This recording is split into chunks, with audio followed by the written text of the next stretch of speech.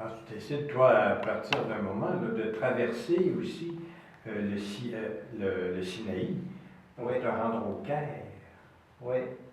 Donc, suite à cette belle visite, cette belle visite de Terre Sainte, ben, je suis passé par le désert du Negev pour passer de Taba, par le golfe d'Aqaba. Bon, il y a une frontière qu'on peut passer là, quand elle est ouverte, la frontière. On peut passer en Égypte et on arrive au Sinaï. Donc, je traverserai le Sinaï pour arriver au milieu du Sinaï aussi, au monastère de Sainte-Catherine. Je serai hébergé par les Grecs orthodoxes là, quelques jours, donc à l'intérieur du monastère. Et ça fut une belle expérience pour moi de voir un peu le monachisme orthodoxe.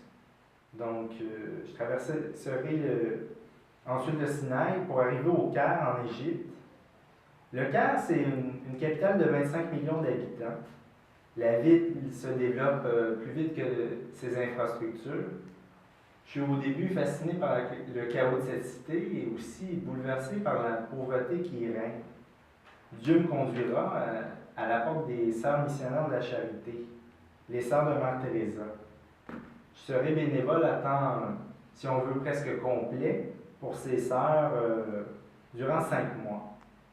Les sœurs ne pouvant pas m'héberger, les jésuites me filent à bon prix une petite chambre dans le quartier de Fagala. C'était un centre culturel que les jésuites administraient, donc ils m'ont trouvé ça. Et ce qui est fascinant avec ces sœurs-là, c'est leur charisme. Leur charisme, c'est soigner les plaies de la misère humaine. Leurs actions, elles sont contemplatives. Hein? Elles vivent leur pauvreté avec les pauvres.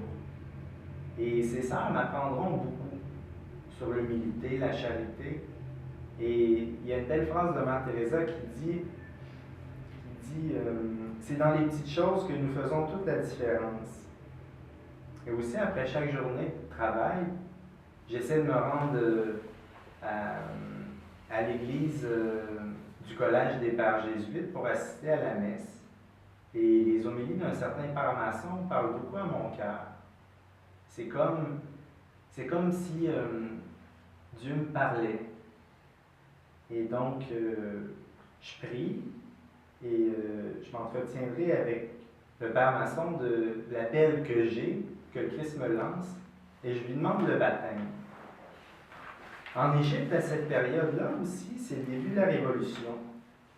Les manifestations viennent à Place Midan Tahrir, viennent à bout du gouvernement d'Hosni Moubarak, et donc le symbole de cette révolution à cette période-là, ça m'a beaucoup parlé, c'était une croix chrétienne avec pour croissant en dessous là, le croissant de l'islam. Donc, moi qui ai vécu un peu cette relation-là que l'islam m'a porté vers le christianisme, donc ça m'a beaucoup parlé. Et à ce moment-là, les sœurs aussi déménagent la maison mère qui était à Fagala dans le quartier de Choubra. Donc, il y a beaucoup de travail pour les bénévoles. On est aussi dans la période du carême. Durant la messe, que je me rends au Collège des Pères Jésuites, et je médite les mystères qui entourent la vie de Jésus. Et le Père Masson est là pour répondre à mes questions. Et le Père Masson m'informe qu'il doit écrire à l'évêque d'Alexandrie, car le vicaire du diocèse n'est pas trop d'accord avec mon baptême, du fait que je ne viens pas d'une paroisse d'Égypte et que je n'ai pas de parcours catéchétique. Donc, et à l'inauguration de la nouvelle maison des Sœurs à Choubra, Monseigneur Adel est présent avec un nonce pour la bénédiction du lieu. Les sœurs m'introduisent à lui. Je t'avoue que je suis un peu impressionné par ce grand personnage. Donc, je m'assieds à côté de lui. Je lui explique un peu mon parcours, ce qui m'amène à demander le baptême. Et il finira par m'imposer les mains. Il fera un signe de croix sur mon front et il me donnera sa bénédiction. Et donc, le 23 avril 2011, Mon ami Léo y sera présent. Je serai baptisé et confirmé lors de la veillée pascale à l'église de la Sainte Famille par le Père Masson. Pour moi, ce fut une grande, grande grâce de Dieu. Dans l'exil de ce voyage, le baptême m'a trouvé. Il m'a trouvé dans l'Égypte de la Bible, dans l'Égypte de la libération. Mon visa arrivant à échéance, j'ai dû me rendre à l'évidence que ce baptême me suggérait un retour. C'est avec tristesse que j'ai quitté les sœurs et les pères de cette Égypte pleine d'espérance. Ce voyage m'a fait, il m'a défait. C'est transformé que je reviens au Québec. Tout ne s'arrête pas là, bien sûr. Le voyage continue toujours, par lui, avec lui et en lui. Oui, mon joug est facile à porter et mon fardeau léger. Merci Seigneur, j'étais perdu et tu m'as trouvé pour me libérer. Mathieu, on vient d'entendre ton témoignage sur ce parcours, ce pèlerinage intérieur. Maintenant, où est-ce que tu en es après un an et demi de ton retour? Où en es-tu maintenant dans ta démarche? Depuis ce retour au Québec, le Père Masson m'avait dit avant de partir, il me dit, à ton retour au Québec, il serait intéressant pour toi que tu trouves une paroisse, celle de ton choix, et que tu t'y impliques.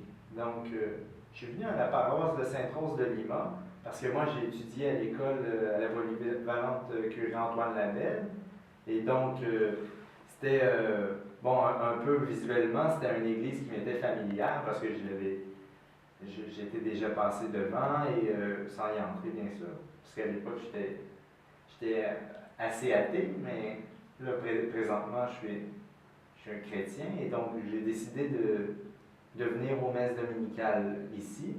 Et M. le curé Michel Bouchard, qui est ici, m'a interpellé, m'a demandé de m'impliquer au CPP, au comité de pastoral, et donc de là, a continué un peu le discernement. Et depuis septembre, je suis pensionnaire ici tout en continuant mon travail. Donc, je travaille dans le domaine de la métallurgie à Blainville. Et en étant en paroisse, ça me permet un peu de discerner un peu mon appel.